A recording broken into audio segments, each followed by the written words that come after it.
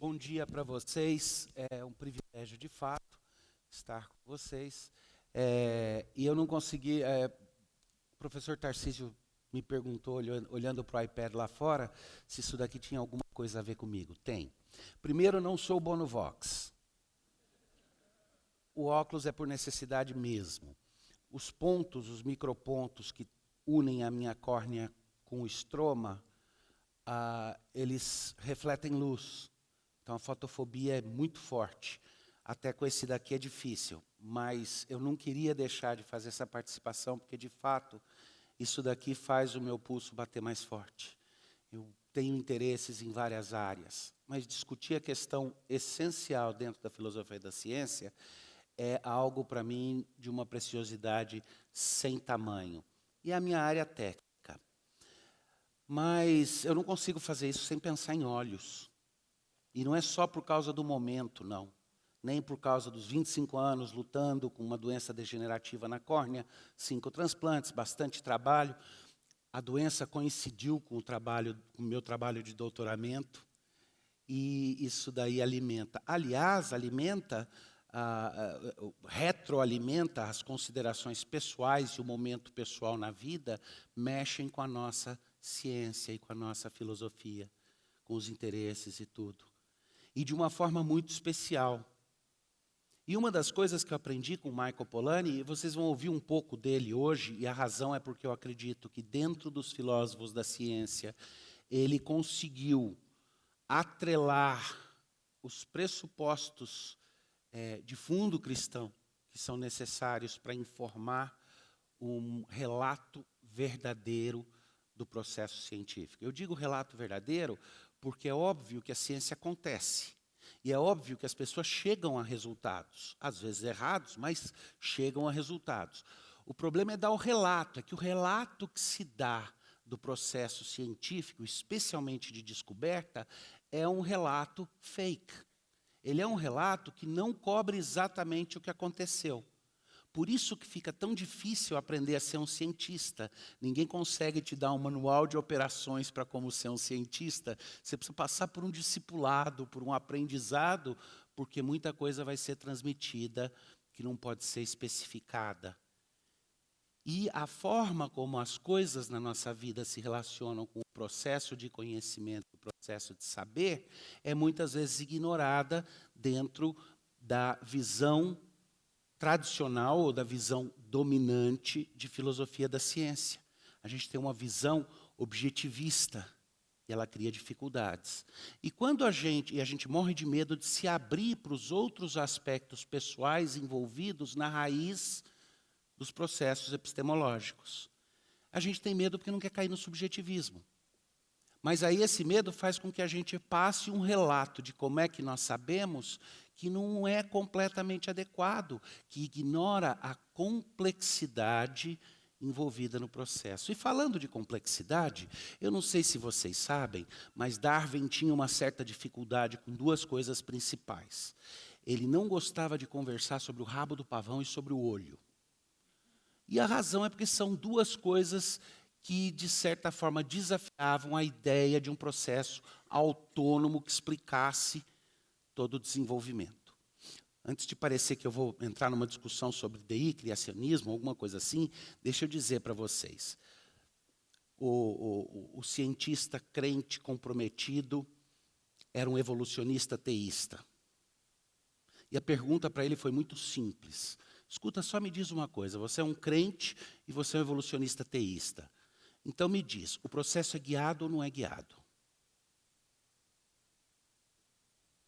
E eu não sei se vocês perceberam, mas aí resolve-se a questão toda, a discussão toda entre evolucionistas teístas, design inteligente e tudo. Porque se ele disser que o processo não é guiado, então, na verdade, ele é um deísta. O relojoeiro fez e deu corte e deixou. Se ele disser que o processo é guiado, ele é design inteligente. Não é um processo autônomo, é um processo guiado, então existe uma mente guiando o processo. Mesmo que a derivação possa ser descrita pela ciência do jeito que muita gente descreve, do jeito tradicional. Então eu não vou entrar nessa discussão, mas eu vou dizer para vocês que essa questão do olho aí, para mim sempre foi importante. Com olhos ruins, eu sempre fiquei pensando, será que o olho tem muita coisa a ver com a forma como nós sabemos o mundo? Será que o modelo da percepção serve de analogia para o processo de conhecimento? Porque o olho, eu não sei se vocês sabem, ele é primariamente um filtro. O olho filtra o espectro e permite que você veja pontos de luz de um certo tipo, dentro do espectro, uma certa área do espectro, e o olho funciona como um filtro muito adequado. Se ele não filtrasse, você só veria branco, você veria até oxigênio em frente de você e tudo. Ele filtra e ele permite que essa luz filtrada lance pontos no fundo do seu olho que provocam uma reação que o seu nervo óptico transmite para o cérebro e o seu cérebro é capaz de criar uma imagem, alguns de vocês vão reconhecer o termo, um Gestalten, uma imagem daquilo que você diz que está vendo. Então, o processo de visão, ele é complexo à beça. Por isso, talvez, que o olho fosse sempre se apresentasse como uma dificuldade para Darwin, porque como é que você explica um órgão tão complexo que só funciona quando todas as partes estão no seu lugar? Como que ele não é eliminado antes de chegar à sua total complexidade funcional? Deveria, né? Enquanto ele não vê, ele seria eliminado como desnecessário. Como que ele chega a esse ponto? Bom, esse início de conversa falando sobre a minha relação com a questão do olho e com a questão da epistemologia, me levou a procurar pessoas que tivessem a compreensão dos aspectos que antecedem o nosso processo noético, o nosso processo de conhecimento, o processo do saber. O que é que está por trás? Porque é óbvio, sempre me pareceu óbvio, intuitivamente, e aí vem da teologia me alimentando, que existe, como um iceberg, existe uma base todinha submersa, que eu não tenho acesso o tempo inteiro, que subjaz a parte explícita dos meus raciocínios. E isso é pessoal, mas não pode ser subjetivo ou subjetivista. Eu não posso cair nisso. Como é que eu explico e relaciono isso? Dessa maneira, eu gravitei para a tradição pressuposicional. Muita gente fala que começa com Van Til dentro da teologia da apologética. Na verdade, James Orr está mais atrás, tem outros, mas essa visão pressuposicional me pareceu o caminho melhor. E, naturalmente, com o interesse duplo, o interesse da epistemologia como parte da apologética e o interesse da epistemologia como filosofia da ciência pura, eu sempre procurei ouvir aquelas pessoas que, de uma forma extraordinária, poderiam contribuir para a formação da minha cabeça. E a maioria de vocês, talvez alguns de vocês até lembrem disso de muito tempo atrás, foi em 72 que Thomas Kuhn publicou um livro chamado A Estrutura das Revoluções Científicas. E nesse livro ele mostra que as revoluções científicas são isso, revoluções, mudanças de paradigma que acontecem por razões que não podem ser reduzidas às questões objetivas de ciência pura. E que esses paradigmas, esses modelos interpretativos, vigem por um tempo até que não se sustentem mais, então são transformados. Thomas Kuhn estava na década de 80, meados de 80, esteve em Filadélfia dando um curso de verão na St. Joseph's University, e eu tive o privilégio de fazer esse curso de verão e ouvi-lo direto. Não que ele fosse um palestrante espetacular, mas a mente incrível. E no momento em que eu tive a oportunidade de fazer uma pergunta, curioso, menino jovem, ainda fazendo minha formação teológica, meu mestrado em teologia, eu perguntei para ele, Dr. Kuhn, o senhor teve contato com algum dos pressuposicionalistas de matiz religiosa, de matiz reformada? Eu estava doido para ele me falar, eu li James Orr. Não, eu li Van Til. Nossa, ia ser incrível, né? E ele virou e falou, não. E eu segui com uma pergunta que eu não esperava a resposta. Mas quem que empurrou o senhor nesse caminho?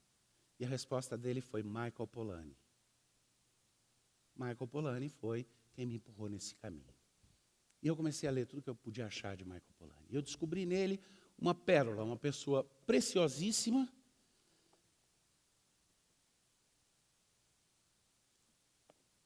e que tinha uma contribuição muito válida.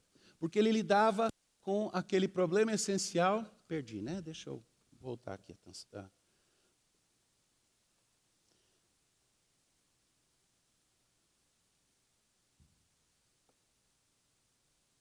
Me avisa se voltar?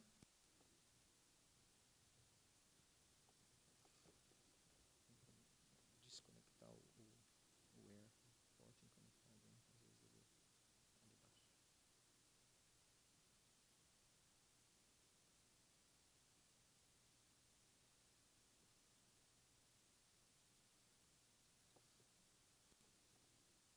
Não está conseguindo conectar. Se não der, vai sim.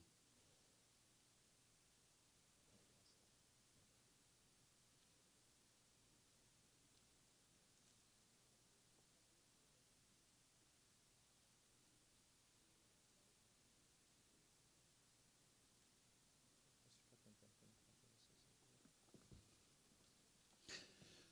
Bom, o Michael Polanyi foi uma das pessoas que me ajudou a compreender, botar meu dedo no pulso, do que é o problema básico com a visão objetivista do conhecimento. Aquela que assume que o conhecimento é uma relação sujeito-objeto direta. Assim como assumir que ver é o seguinte, não, meu olho vê, eu olho as coisas e eu estou vendo as coisas como elas são. A gente sabe que não é isso, que é mais. Eu estou vendo a luz refletida das coisas, eu não trago as coisas para dentro da minha cabeça. Eu crio uma imagem lá dentro daquilo que está lá fora. E o Michael Polanyi percebeu que a visão objetivista, que é representada, por exemplo, pelo estoico Marcos Aurélio, que dizia assim, o olho saudável não diz que ver apenas coisas verdes. Essa é a condição de um olho doente. E o que ele queria dizer é que a sua visão não pode ser seletiva, você tem que ver as coisas de olho bem aberto, do jeito que elas são. E isso inclui tudo o que está dentro. Polanyi tinha um interesse específico de resolver um dilema dele, no qual estavam envolvidos fé, ciência e sociedade, que é o nome do primeiro livro dele. Ele tinha um senso muito claro de que a filosofia da ciência dominante era... Pode passar para o próximo. Esse é o Marco Aurélio aí. Passar para o próximo. Ah, tem controle? Melhor ainda. Onde que é? Ele percebeu que a explicação, que a filosofia da ciência dominante, ela criava problemas políticos. Ele percebeu que criava uma dificuldade em relatar as coisas como elas são de verdade. E, especialmente, como é que ele poderia ser consistente com os valores que ele acreditava serem necessários para a vida em sociedade e propor uma ciência que tinha condições de fazer isso. O que ele acabou propondo é uma reforma epistemológica. Eu vou pular aqui, porque aqui é mais ou menos falando dele. Uma pessoa incrível, competiu com no Nobel com Einstein pela primeira vez. Einstein levou, ele não levou. Einstein foi desprovado na teoria especial. E o Michael Polanyi foi eventualmente confirmado na sua teoria de adsorção de gases. Um cientista cuja carreira começou como médico na Primeira Guerra Mundial, depois ele foi para a área da físico-química no Kaiser Wilhelm Institute, e depois de lá ele foi migrando aos poucos para a filosofia da ciência. Ele percebeu que a modernidade enfrentava uma crise e que ela era moral e que essa crise seria o fim da verdadeira ciência.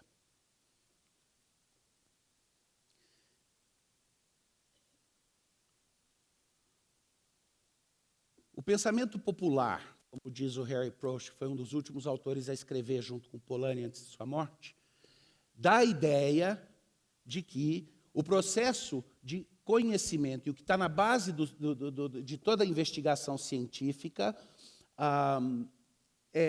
de que elas são... Você só assume que é verdade aquilo que é passível de verificação. Alguns de vocês trabalham na área da filosofia, eu sei como é que eu provo a existência de outras mentes. Esse é o grande problema. Você não prova a existência de outras mentes por um processo de verificação dentro de uma estrutura fundacionalista, ou seja, aquilo que é evidente aos sentidos, aquilo que é autoevidente ou aquilo que é irrefutável. Mas a gente sabe que as outras mentes estão aqui, senão não faria sentido nenhum vocês me ouvirem e eu falar para vocês. Então, na prática, a gente sabe. Mas essa ideia de que só as teorias científicas são passíveis de verificação, ela destrói ideais transcendentes, princípios morais, éticos, políticos, religiosos, todos eles passam a ser considerados improváveis, jogados por Kant no âmbito daquilo que não pode ser verificado. Mas, na verdade, o Polanyi começa a dizer, eu vou mostrar que a própria ciência e o desenvolvimento da pesquisa depende de crenças livremente mantidas quanto a ideais e princípios, que às vezes nós não sabemos explicitar. Quando ele escreve o primeiro livro dele, Ciência, Fé e Sociedade, ele percebe uma coisa. Ele conta um relato interessante e curioso. Vários de vocês aqui são professores, trabalham com os alunos. Ele conta que ele acordou para a importância de refletir sobre os antecedentes do conhecimento, não pular direto para o processo operacional de como é que nós sabemos, mas refletir antes sobre os antecedentes, quando ele chegou para o professor dele durante o curso de doutorado e entregou um trabalho e o professor disse, que estranho, o seu resultado está correto, mas a derivação está defeituosa. E o Polanyi pensou, mas é claro, a gente sempre se compromete com o resultado e aí corre atrás da derivação. Vocês sabem que isso é verdade. Não é verdade de um jeito simplista.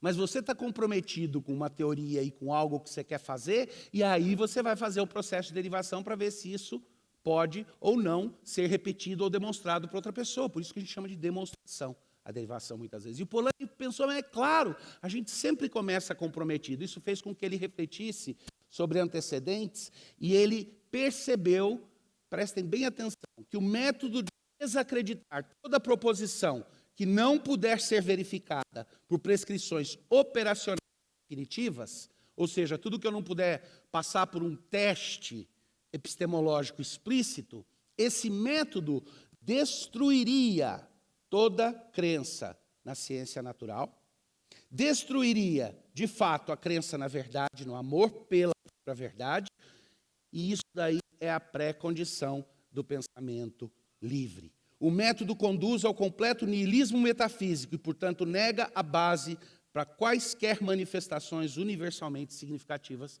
na mente humana. 49. Esse foi o insight dele. O contexto desse insight é interessante.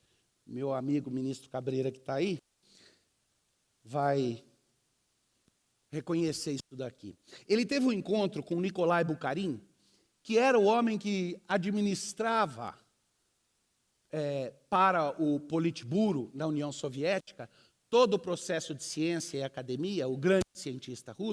E nesse encontro eles começaram a discutir e ele perguntou para o Bukharin como é que alguém que é ateu, como é que uma filosofia de ateísmo embasa uma busca científica. E a resposta de Bukharin para ele foi: ciência pura é um sintoma mórbido de uma sociedade de classes. Sob o socialismo, o conceito da ciência ou busca do conhecimento como um fim em si mesmo desapareceria, pois os interesses dos cientistas seriam espontaneamente direcionados aos problemas dos planos quinquenais vigentes. Polanyi quase teve um ataque cardíaco. Polanyi disse: o quê? A ciência deixa de ter um interesse pela verdade e ela se transforma num servo do plano quinquenal vigente, num servo da sociedade. Agora eu vou confessar um negócio antecipadamente aqui, não fiquem bravos comigo. Mais para frente, eu vou usar uma analogia de um discurso. E na minha fala, eu preparei a analogia do discurso, falando de um discurso nazista. Mas espera que vocês vão entender. Fiquei tão tentado de trocar aqui para vocês e dizer, é um discurso do PT. Mas não, eu vou manter a metáfora nazista porque ela é mais forte.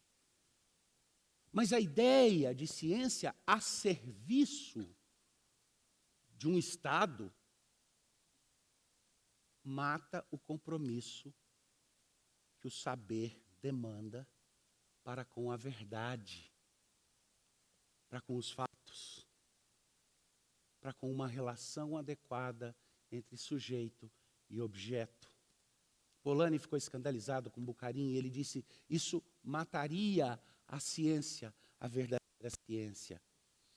Ele sentiu que a vida intelectual todinha da civilização ocidental era permeada por uma dialética entre uma lucidez crítica forte, herança do pensamento grego, capacidade de analiticamente criticar proposições, destrinchá-las e conhecer, uma extrema lucidez crítica e, ao mesmo tempo, uma intensa consciência moral. Herança do cristianismo.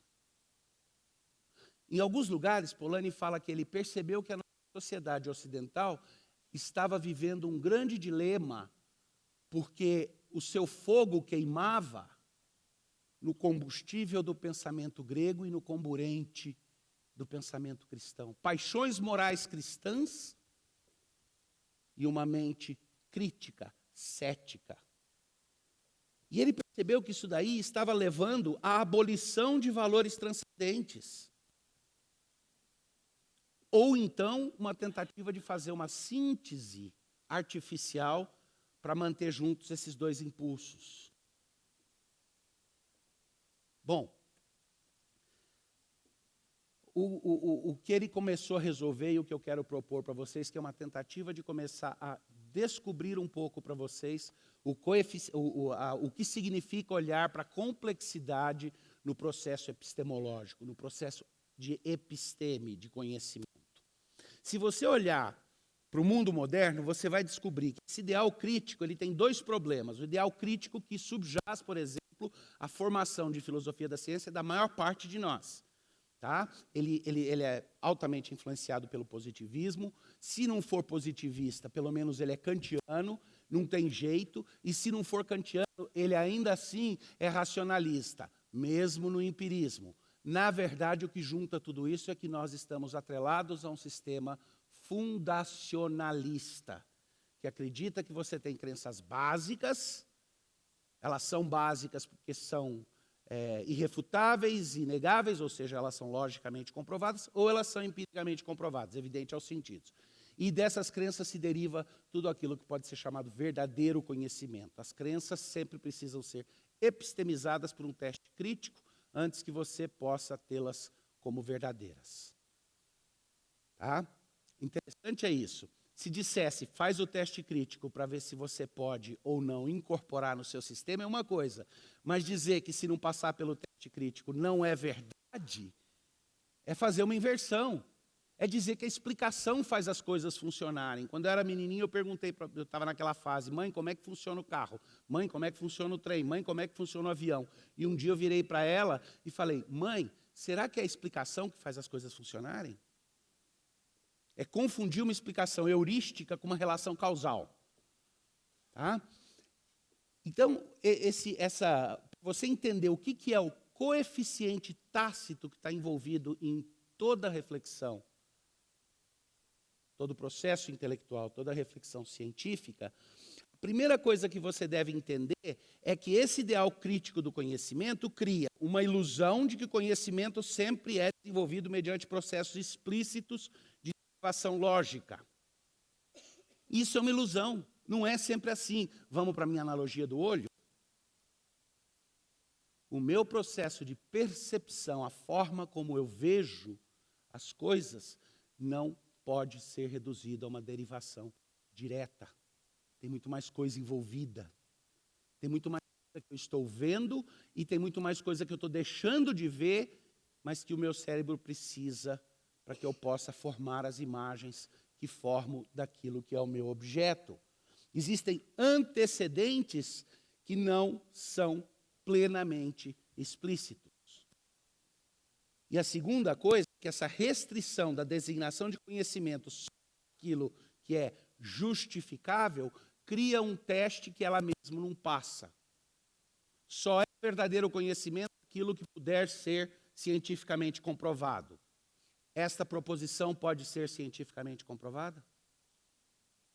Para eu comprová-la, eu teria que saber tudo. Se eu soubesse tudo, eu podia dizer se só é verdadeiro conhecimento o que for cientificamente comprovado. Como é que eu vou me basear num sistema que é inconsistente internamente? Aí Polanyi, então, criou um aforisma. Podemos saber mais do que somos capazes de dizer. Um relato adequado do saber, do conhecimento, vai levar em conta que tem coisas que eu sei e sei dizer, mas para eu poder dizer aquilo que sei e sei dizer, eu tenho que saber mais coisas que eu não sei dizer. Por isso que no laboratório, quando um cientista faz uma descoberta, se ele não for muito cuidadoso, ele vai esperar muito tempo para outros conseguirem repetir exatamente aquilo que ele fez. E eles não vão conseguir repetir porque ele vai criar uma descrição por processos operacionais totalmente explícitos. É porque eles vão aos poucos aprender o que é que ele fez. O que é explícito e vão tentar reproduzir o que não é explícito. Então, um relato adequado vai precisar levar em conta tudo aquilo que está embaixo. E lembra que qualquer declaração explícita só vai em coerência com a realidade por causa do coeficiente tácito que está nela. Por causa dos aspectos que eu não sei especificar. Mas como que eu faço para isso daí não me levar para um total subjetivismo? E aqui entra o que eu já mencionei para você. O Polanyi dizia, saber consiste em discernir Gestalten. Gestalten são imagens, são formas. Ele está emprestando do campo da percepção visual, que ele toma como a forma mais básica de conhecimento que existe, a percepção, e ele parte daí para chegar até a descoberta científica. Então, você discerne, Gestalten, que são aspectos da realidade.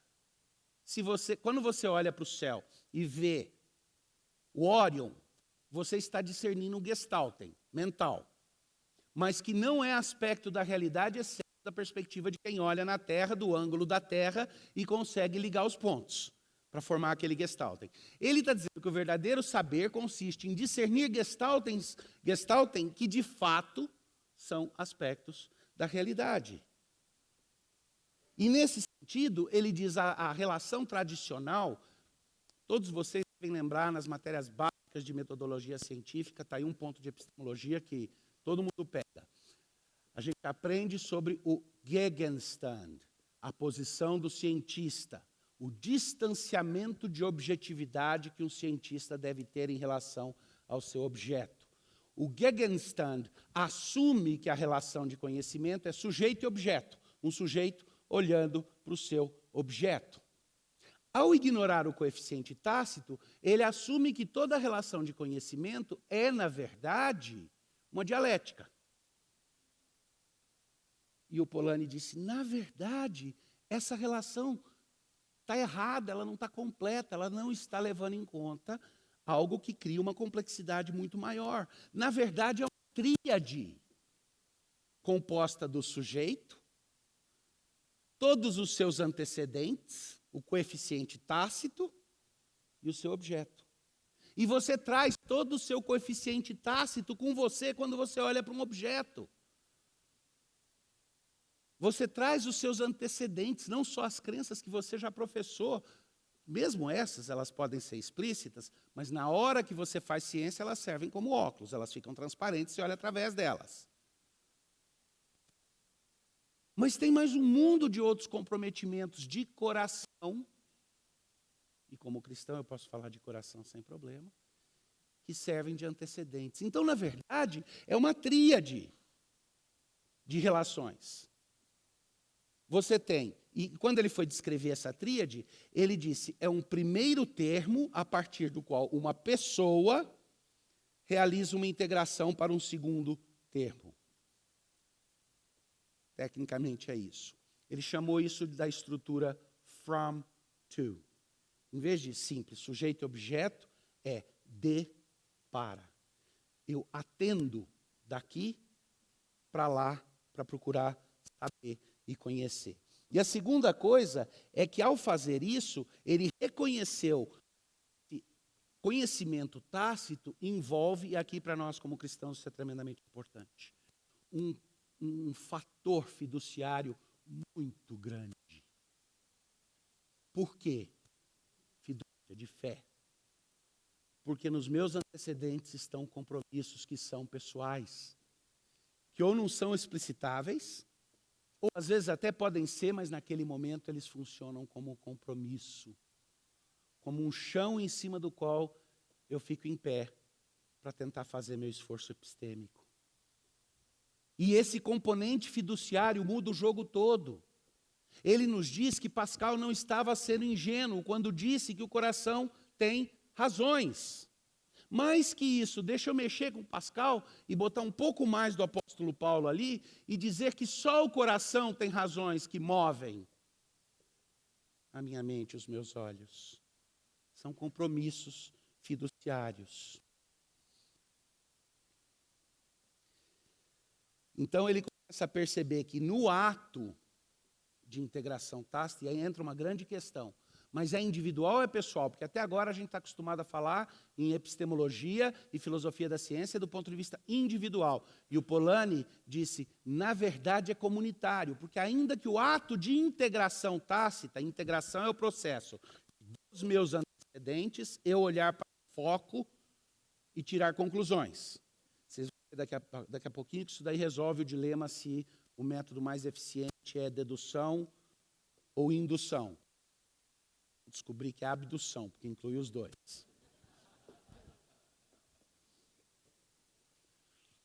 Mas ele é um processo que inclui uma comunidade, porque dentre os seus antecedentes, você faz parte de uma comunidade de outras pessoas que também são capazes de fazer outras integrações. E eu e você podemos caminhar juntos e conversar sobre algumas coisas, mas com o tempo habitando juntos, nós vamos começar a absorver um pouco os antecedentes do outro, não só o que é explicitamente discutido, mas o coeficiente tácito também. Por isso que um discípulo, depois de um tempo no laboratório com o seu mestre, consegue fazer raciocínios parecidos com o do seu mestre. Todo o nosso processo de desenvolvimento acadêmico, de fato, funciona assim. É a descrição que não bate, a descrição é outra.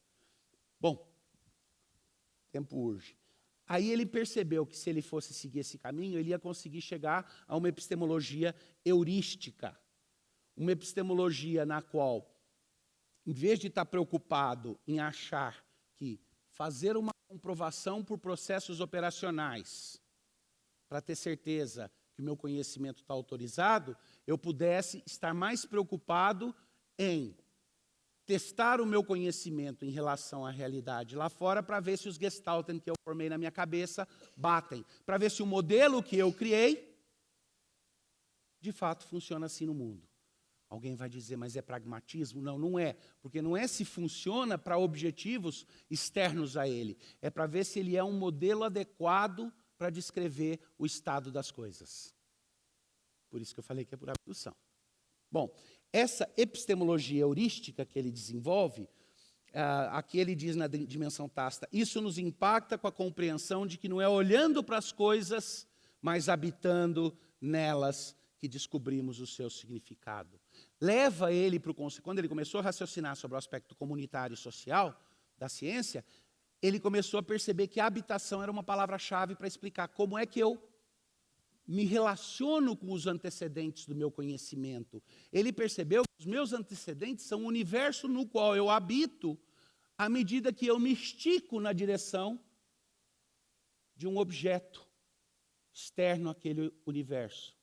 E esse processo de me esticar, nessa tríade, faz com que quando eu sou bem-sucedido em criar um gestalten, uma imagem daquele objeto, que bate com os valores com os quais eu sou comprometido e com a visão do mundo lá fora, eu absorvo esse ato de integração para dentro de mim e ele passa a fazer parte, então, dos meus antecedentes, a partir dos quais eu vou alcançar mais ainda.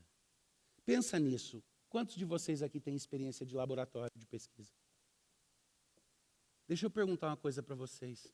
Pensa se essa frase não é só olhando para as coisas que nós a conhecemos, mas habitando nelas, não bate com o jeito como as coisas realmente funcionam no laboratório. Bate muito mais do que dizer que você lá é uma máquina pensante, que faz raciocínios e operações essenciais e chega aos fatos. Mas isso desvaloriza os fatos aos quais eu chego? Não. Só faz com que eu não assuma que eles são fatos autônomos, objetivos por conta própria. Faz com que eu chame de fatos objetivos até mesmo aqueles que envolvem a minha pessoalidade no processo de conhecê-los. Então eu não abro mão da pessoalidade. Eu tempero a ideia do conhecimento e sei que eu não conheço o universo analiticamente como Deus conhece. Que eu conheço o universo como parte dele. Eu estou dentro. Lembra da mente laplaciana? Me dê num só momento a posição e o movimento e o spin de todos os átomos e para mim, nesse momento, passado, presente e futuro se abrirão e se descortinarão como uma coisa só? A mente laplaciana não existe. Aliás, existe sim. Deus tem. Mas é a única. Nós conhecemos por analogia, e a analogia consiste em discernir os aspectos daquilo que o próprio mundo criado por Deus nos revela.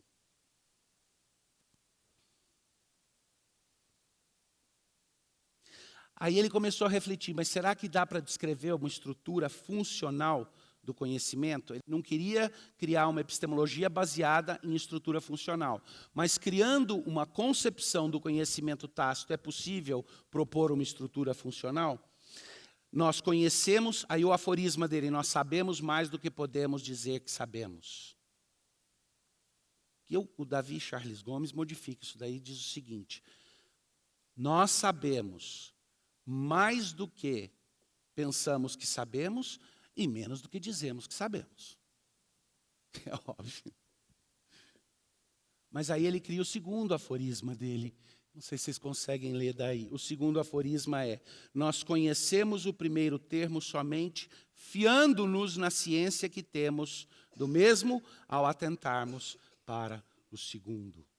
O processo de epistemologia é um processo de equilíbrio, o processo de saber e o processo da descoberta científica é um processo de equilíbrio e desequilíbrio, onde eu me fio em alguma coisa, não olho para os meus pés, não olho para a prancha na qual eu estou fiado, eu estou usando a palavra fiar por causa de fé mesmo. Porque se eu olhar, eu balanço, mas eu me fio ali e tacitamente, com confiança, eu estico para alcançar mais alguma coisa que eu vou trazer para esse chão meu. Agora, como que eu explico esses termos do conhecimento? Polanyi propôs 3 sets para usar para dizer a mesma coisa. O primeiro deles, ele disse que é quando um detetive, por exemplo, analisando a cena de um crime, se fia nas pistas com o propósito de atentar para a resolução do mistério. Ele vai, analisa, pega as pistas, o olho dele está fixando nas pistas como foco inicialmente, quando ele está coletando as pistas. Juntou todas as pistas, ele habita dentro do universo que aquelas pistas propõem e tenta se esticar e atentar para a resolução do crime. Então, se fia, atenta para. A outra é uma pessoa cega que usa a sua bengala para caminhar e ver. Essa pessoa tem um ponto proximal e um ponto distal. A parte da bengala que está na mão dele, onde ele espera receber os impulsos e impactos gerados pela ponta da bengala, é o termo proximal. Está dentro dele e ele tacitamente processa aquilo. A ponta da bengala é o termo distal. E outro set que ele usou para dizer a mesma coisa, ele pegou os experimentos de percepção subliminar, quando você vê um monte de fotos e no meio aparecem algumas que você não está consciente que estão aparecendo, para ver o que isso provoca. E se depois você sabe que viu aquilo ou não sabe, ou se mesmo não sabendo dizer que viu, se você reage àquilo ou não, nesses experimentos ele percebeu que as pessoas estavam tendo uma percepção subsidiária das sílabas de choque apenas em meio à sua percepção focal. Nesse caso, sílabas de choque, porque era assim, põe eletrodo na pessoa e mostra sílabas aleatórias projetadas, bem rápido. E quando certas sílabas são projetadas, a pessoa leva choques. Com um pouquinho de delay. E depois você mede isso e mede se a pessoa está antecipando os choques quando essas sílabas aparecem, ainda que elas não consigam dizer que viram as sílabas. O cachorrinho dos meus pais, quando me vê chegando perto, corre. Antes de eu ter feito qualquer coisa. Ele já percebeu a ponta da minha bota. Essas três formas aí, junto com o conceito de habitação, que eu já falei com vocês, que é uma interiorização dos meus antecedentes, cria uma estrutura funcional que é hierárquica. Essa estrutura funcional hierárquica é o seguinte: meus antecedentes, eu e uma integração. Essa integração me leva a ter um gestalt em que aí eu absorvo para dentro dos meus antecedentes também e busco outras integrações ainda maiores. Os antecedentes têm um coeficiente tácito e fiduciário, mas o processo de integração também não é explicitável. Eu não posso te dizer perfeitamente como é que eu cheguei a essa conclusão. Não é somente dedução. Não é somente indução. Envolve a abdução fortemente, mas não é só isso também. É tácito o processo no qual eu crio essa relação. Agora vocês vão ver por que é que essa questão é tão importante. Para resolver esse dilema, só se você acreditar que nessa hierarquia de integrações tácitas, o que você tem, na verdade, nessa hierarquia, é um processo de duplo controle. Na hierarquia de integrações tácitas, o meu coeficiente tácito cria delimitações para onde eu posso chegar. Do mesmo jeito que um cientista que não tenha todos os dados erra na sua derivação, se você tiver no seu coeficiente tácito coisas defeituosas, compromissos de fé que são errados, ideologia que está te cegando, como no caso de Bukharin, no caso da antiga União Soviética. Se você tiver defeito no coeficiente tácito, você vai ter um problema no resultado. Então, o que está embaixo limita até onde chega a sua integração. Mas o que está em cima não pode ser reduzido só ao que está embaixo. Isso é a complexidade linda de uma visão epistemológica ampla. Você não pode reduzir as descobertas e o conhecimento somente aos componentes explícitos. E enquanto existir um componente tácito, você nunca vai poder esvaziá-lo. A mera existência de um componente tácito quer dizer que ele nunca pode ser esvaziado, porque você nunca vai saber quanto por cento você esvaziou, porque você não tem ideia do tamanho dele. Do tamanho do universo que você precisou habitar para conseguir chegar onde você chegou, com o seu conhecimento. Então, esse duplo controle, ele é parte do antirreducionismo que o Polanyi está propondo. E eu não sei se vocês percebem, mas isso escancara as portas da epistemologia, não para o subjetivismo, mas para uma epistemologia que, com confiança, pode ser pessoal, coaduna com os valores morais, porque ela é baseada na ideia de que nós temos comprometimentos que são necessários para o verdadeiro conhecimento e é harmônico com o fato, com a forma como as coisas realmente acontecem. Deixa eu explicar esse conceito usando aqui a analogia que o Polanyi usou. Pensa na comunicação verbal. Ela é dividida em 5 níveis distintos. Produção da voz, das palavras, das sentenças, do estilo e da composição literária no final. Cada nível mais básico estabelece limites para o nível que está acima, mas é controlado pelo nível que está acima. Só que esse significado, a relação dele com a realidade, ela precisa ser considerada porque nós colocamos como definição de que o verdadeiro conhecimento consiste em discernir Gestalten, que são aspectos da realidade. Vamos para o discurso do nazista. Não vou falar do discurso do PT, não. Olha, imagina que você é um judeu e você está ouvindo um discurso de um nazista na Alemanha, final da década de 30, e você está ouvindo aquele discurso inflamado e vendo como as pessoas estão reagindo, e você está se enchendo de ira, e você está dizendo, Deus meu, vamos lá, vamos analisar esse discurso. O discurso causa horror e indignação. Esses são frutos do conteúdo do discurso. O repúdio não é derivado necessariamente de algo presente nos particulares da aparição do discurso. Se você separar a sua mente nessa hora, com objetividade, você pode virar e falar, uau, que eloquência.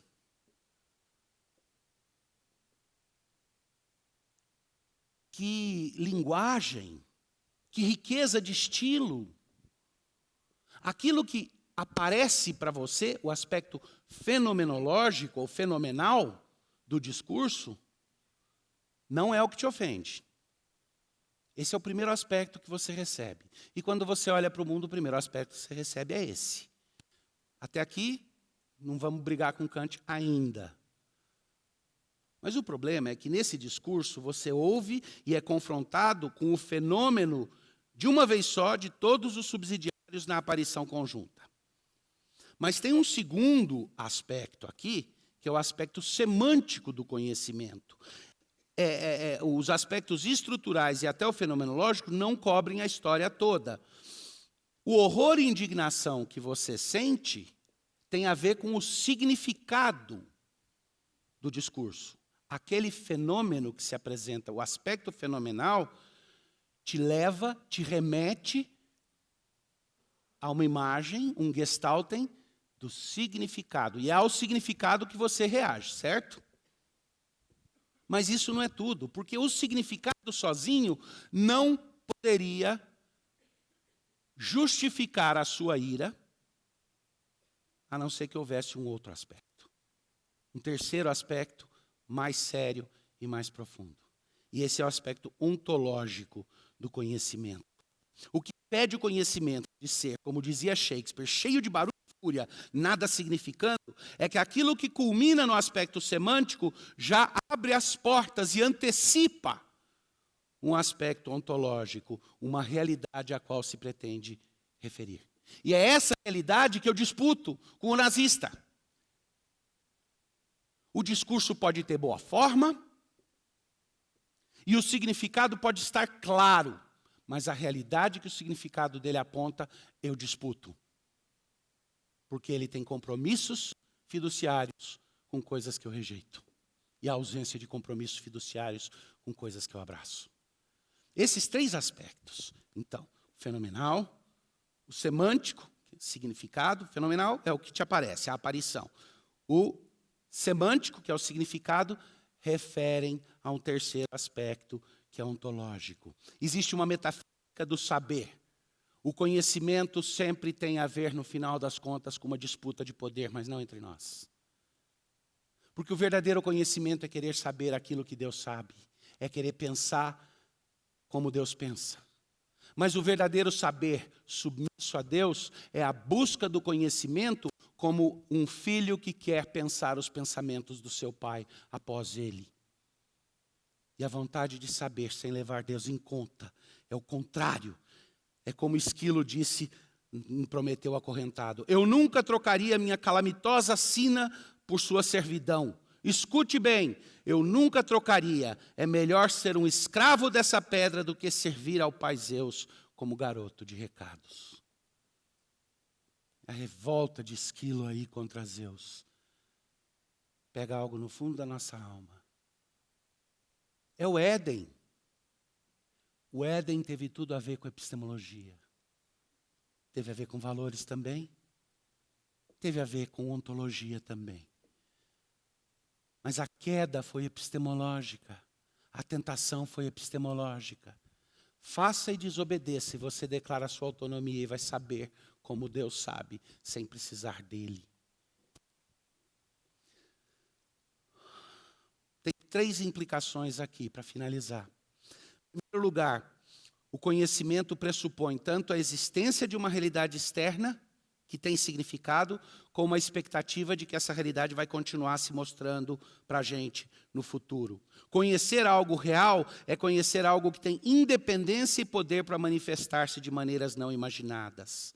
Se a declaração de conhecer não é meramente a afirmação, e se ela é a afirmação de ter feito, se ela não for a afirmação de ter feito um verdadeiro contato com a realidade, ela não é verdadeiro conhecimento. Se ela for, isso abre a possibilidade para o erro.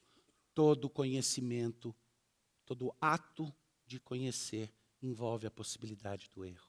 A possibilidade do erro, ao invés de enfraquecer a nossa visão epistemológica, ela fortalece. Porque a possibilidade do erro, especialmente como exceção, só me garante a possibilidade do acerto. Só me diz que o acerto é possível também. Mas esses 3 aspectos me levam aqui a isso. Na verdade, pensa nessa frase que eu vou falar, por favor, leve isso para o seu coração. Se tiver uma contribuição para eu te dar hoje, é essa. Todos nós entramos na metafísica. Seus professores na universidade, aqueles que são ateus, aqueles que são materialistas, seus colegas cientistas, todo mundo entremeia na metafísica. Nós todos gostamos de brincar com metafísica. E não é só nas igrejas, nos terreiros, nos centros. Não. A gente mexe com metafísica quando faz ciência, porque a gente está cheio de pressupostos metafísicos. A gente mexe com isso o tempo inteiro. Polanyi não está propondo um retorno à velha metafísica que levou à Primeira Guerra Mundial. Mas ele está propondo que existe uma forma de olhar para o saber dentro de uma visão, de uma reforma epistemológica que vai abrir meu coração para ele analisar com cuidado os compromissos de fé que eu faço e que subjazem toda a minha cosmovisão. Calvino diz assim: aqui, porém, e vocês viram o título que eu pus, né? Porque é tão difícil manter os olhos abertos. Aqui, porém, se faz patente a execrável ingratidão dos homens, que enquanto encerram dentro de si nobre oficina com incontáveis obras de Deus, e ao mesmo tempo uma loja abarrotada de produtos de inestimável abundância, quando deveriam irromper em seus louvores, com orgulho muito maior contra eles se inflamam e entumecem. Na verdade, presta bem atenção, na verdade, não é preciso que saiam para fora de si mesmos, desde que, não arrogando para si próprios o que lhes foi dado dos céus, não escondam debaixo da terra o que a sua mente reluz, para que vejam a Deus claramente. Pergunto, pois, quão detestável é essa sandice, que o homem, achando Deus 100 vezes em seu próprio corpo e alma, sob esse mesmo pretexto de excelência, negue que ele existe. Sobreposto o véu da natureza, no lugar de Deus colocam a natureza. Sabe por que eu acho que Polanyi está certo quando ele descreve todo esse processo? Ele fala em outros lugares. E ele lutou com isso a vida inteira. Até o finalzinho da vida, onde ele lutava na relação dele com Deus, com Cristo e com a revelação. Porque tudo isso que o Polanyi falou só funciona se você pressupor que conhecimento, que a fonte do saber é revelação. E é dessa revelação que Calvino está falando. Do livro da natureza, onde dentro de mim mesmo, Deus colocou significado emergente, Polanyi usava o termo emergente. Eu não gosto porque emergente dá a ideia de que pode ser um processo à la Teilhard de Chardin ou Henri Bergson. Na verdade, eu vou dizer, é revelação, é significado que emerge, e esse significado emerge porque foi colocado lá, no mundo, no livro da natureza, pelo Criador. Polanyi termina dizendo assim, e eu quero terminar com esse texto, porque eu acho que ele estava certo. Eu creio ter demonstrado que a busca contínua de um grande processo intelectual pela humanidade requer um estado de dedicação social e também que somente em uma sociedade dedicada poderão os homens experimentar uma vida intelectual e moralmente aceitável. Ciência, fé e sociedade caminham juntos. Isso não deixa de sugerir que todo o propósito da sociedade, pensa nisso, na nossa sociedade de consumo, pensa nessa frase agora, como cristãos. Isso não deixa de sugerir que todo o propósito da sociedade esteja em preparar seus membros para o compromisso com suas obrigações transcendentes, especialmente para com a verdade, a justiça e o amor. Talvez o bem-estar não seja o real propósito da sociedade, e sim uma tarefa secundária, dada como oportunidade para realizar seus verdadeiros objetivos no campo espiritual. Tal interpretação da sociedade parece demandar uma extensão em direção a Deus. Obrigado.